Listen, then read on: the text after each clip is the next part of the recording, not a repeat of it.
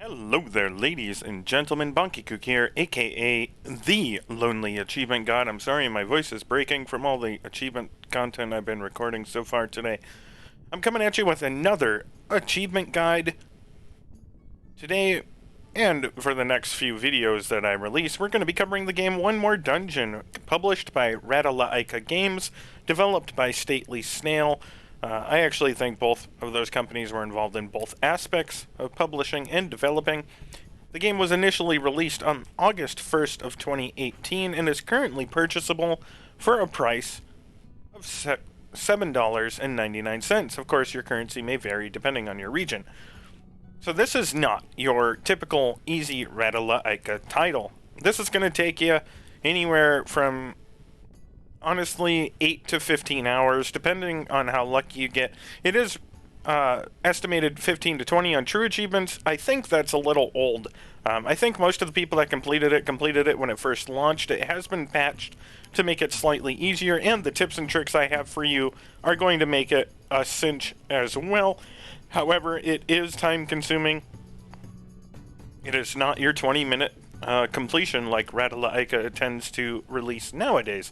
So, what we're going to be doing is coverage for this game is going to be similar to what we did for Wilmot's Warehouse. I'm going to do this introduction video. We're going to go over the achievement list real quick, but I'm going to have a bunch of other videos that are going to help fill out our coverage of the game, because a lot of it cannot be done. I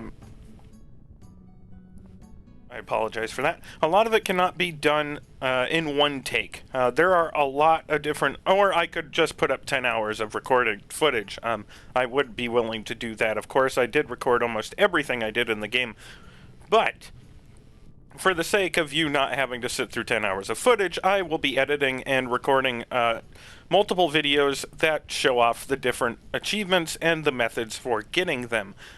This will just be a quick little video where we go over the achievement list, and I wanted to do an intro where I talk about what we're going to be doing for all of the coverage. So, this is a first-person roguelike. All of the dungeons are randomly generated, and whenever you die, you have to restart from level 1. The only thing you keep is the score, the points that you earn from doing random things throughout your playthrough. So you can kill the enemies, like the snail on the right there will give you 20 points per kill.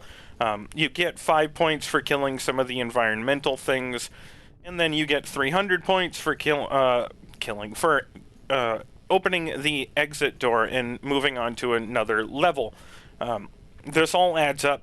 But in general, for a full playthrough using the small levels mutator, which I'll get into mutators in a bit here too, you're probably looking about 12,000 points per run if you beat the game. If you die earlier, obviously you'll get less than that, most likely.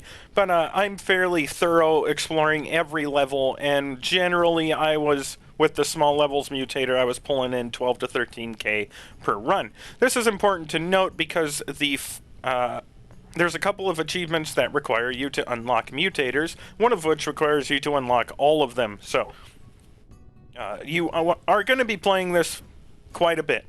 Even if you do really, really well on your first run and beat the game, you're more than likely going to have to play through 4 or 5 times, so don't stress out about it too much. So let's go ahead and take a look at the achievement list here. There are 15 achievements for 1,000 gamer score. The first achievement here is first step for completing the first level. Second one is halfway for completing 5 levels. Conclusion for completing 8 levels, and finish the game for completing the game. I went through all 4 of those real quick because they all have to do with beating the game. There are 8 levels, dungeons specifically, and then there is a 9th final level. The first 2 levels are the mossy stone background like you see behind the main menu here. The 3rd and 4th level are a wooden/poison dungeon area. The 5th and 6th levels are a light blue stone. It made me feel like we were underwater, but it's not an underwater area. It just feels that way. And then the 7th and 8th levels are a fire/lava dungeon. And then the 9th level is very easy compared to the 7th and 8th. The difficulty ramps up considerably on floor 7 and 8, so make note of that. You can watch my full playthrough while I'll give you tips about all of that stuff in another video, but I'm just running over everything real quick here. The 9th level is actually much simpler than any of the others. You have to find 3 mirrors, you break them, and then you find a portal to escape.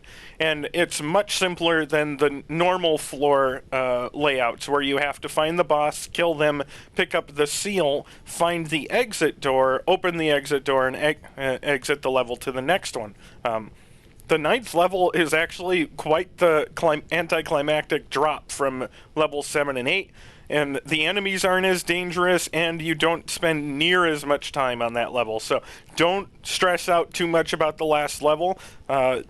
Save a couple of healing items, but 7 and 8 are going to be the pinnacle. If you can make it through 7 and 8 without dying, you will have a very good shot of making it through the final level. So, and once you do, you will get those 4 achievements along the way. The 5th one is changes the rules. This is for starting the game with any mutator. We'll go over the mutators more detail after we go through the list here.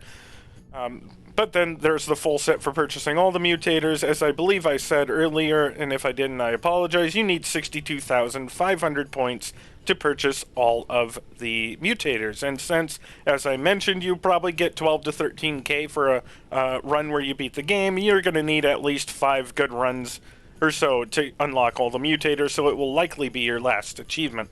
I can't see anything is for completing a level with the fog or broken cartridge mutator active, and bring 'em on is for completing a level with no margin for error or curse mutators active. Both of these were nerfed. Initially you had to complete the entire game with these mutators on. Thankfully you do not have to anymore. The first level is very easy, so we will have videos covering both of those achievements, and we'll go over them more in those videos. Insects must die on level 3 and 4. The wooden poison level, little green bugs spawn on the map. They are harmless to you, but if you chase them too recklessly, it could lead you into enemies and getting yourself killed, so be cautious around them. All you have to do is run into them, and you will hear a crunching noise indicating you stepped on them, and you need to step on or kill with like an exploding barrel or something. 25 of them overall across all of your playthroughs. I wouldn't go out of your way too much for this. You will have to play through the game multiple times, so more than likely you'll get this just by playing through, but if you do need it, you can just play to level 3 and use the restarting method that I will be showing off in order to restart over and over. Again, that will be covered in its achievement video. The time is money achievement is for finishing the level in under 3 minutes. I do have a video describing the exact method I use to get that, and that you should as well. Keep in mind, as we said, the levels are completely random, so you will have a different level than I do. I can give you tips, but ultimately the game might be mean to you and give you a layout that you cannot finish the level in 3 minutes. You'll just have to restart a couple of times until you get a layout that works well for you. Drink Me is for dying after drinking a poison vial. Poison vials are relatively common. They're black or gray vials. They also have antidotes for light green vials that will cure your poison, but for this, we want to drink the poison when we have less than 4 hearts. The poison will work on us and kill us, and we will get the achievement. I recommend just starting a new game and immediately drinking the poison when you find one. Just run into an enemy, let them hit you a couple of times until your health is low, kill the enemy, and then drink your poison to die and get the achievement. Easy peasy, that'll be done on your first level, then you can just restart and do whatever you need to for your next run. The Ancient Necromancer is the boss of level 6, so we will cover defeating him in the full playthrough, and the Elderflower is the boss of level 3, we will cover defeating that in the full playthrough as well. The Trade Achievement coins are randomly found throughout the map, somewhat rarely. Generally, you're going to get coins sometimes from enemy drops or from the portals that spawn on each level, and then you can spend coins through some of the... there are some kiosks that show up throughout the game where you can purchase the mana crystals for different staffs and health and life. You can also spend them at random stores throughout the game. Stores are relatively rare, but if you find a floor that has a store, generally if you restart the level, there will be, you will run into another store. That isn't guaranteed, but what I do for this achievement is when I get like 10 or 15 coins, I find a store, spend all my coins, restart the level, and just repeat the process until I have spent 50 coins cumulatively, because it is across all playthroughs. Again, we will go into more detail about that in the individual achievement video, and the full equipment achievement is one of the more frustrating ones. You have to equip all of your inventory slots. You have 6 inventory slots, 1 for your main weapon, which you start with a dagger, 1 for your staff, which you start with, and then you need to find an artifact, a medallion, I think it's called, I can't remember off the top, amulet, an medallion, or excuse me, an artifact, an amulet, and 2 rings you have to come across over your playthrough, and all 6 equipment slots have to be equipped for this achievement to pop. This one can be very frustrating because rings especially are very rare. So again, we will give you some tips and some tricks about that in the video that we cover it. So what you're going to do is when you play, you can go into settings, there's sensitivity, brightness. I do recommend turning the brightness all the way up because levels 3 and 4 are very dark. And I never felt like I was over, like too bright when I was playing. Now, maybe that's just me. You might be different, but I do recommend turning the brightness all the way up and adjust the field of view as you will. I found turning it up too high made me nauseous, so that's entirely up to you, but I did want to show off these settings because they are more involved than many of the titles that we cover on this channel. When you start a new game, you have mutators you can apply. You have to get score by defeating enemies, as I said earlier. You have to defeat enemies, finish levels, destroy some environmental things, and you get points for all of them. As you go through the game, you can buy you can buy mutators to apply to your next run. I'm not going to go over all of them right now. I'm just going to cover the ones you are going to use the most. You are going to use the It Was Easy as quickly as you can. You are going to want to purchase that and apply it. All you need to do is kill 5 of the snails to get 100 points, and then you could die and buy and apply that, because all of the enemy's health gets halved with that one active. The other one you're going to use a lot is the small levels one for 2500. This drastically reduces the size of the maps, which means you will be able to get through quicker, and that means less chances for you to die to an enemy. So you will be almost all of your regular playthroughs will be using those 2 mutators. You do need to purchase Fog or the broken cartridge for an achievement that requires you to finish a level with one of those active. Again, we will go into that in more detail on the achievement. And then you also need to purchase one of either No Margin for Error or Curse and complete the first level with one of those active. I recommend using Curse, but again, we will go into more detail about that in its video. The only other thing I'm going to show you guys real quick is we're going to start. Now, let's say you started and you were immediately being attacked. That will happen because of the randomness of the game. Just for completion's sake, we're going to get damaged here, and we're like, oh no, that's not what I wanted.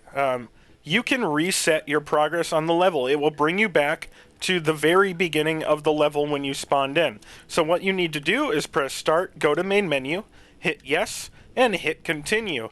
We now spawn at the very beginning of the level we were on.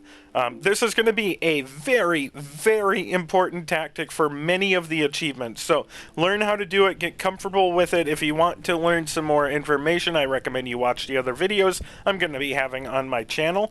But that is the basics of what we're going to be covering for the achievement guides for One More Dungeon. If you have any more questions or comments for me, of course, feel free to ask me. I will do my best to answer them. I'm doing this so you guys can get the achievements a little bit easier.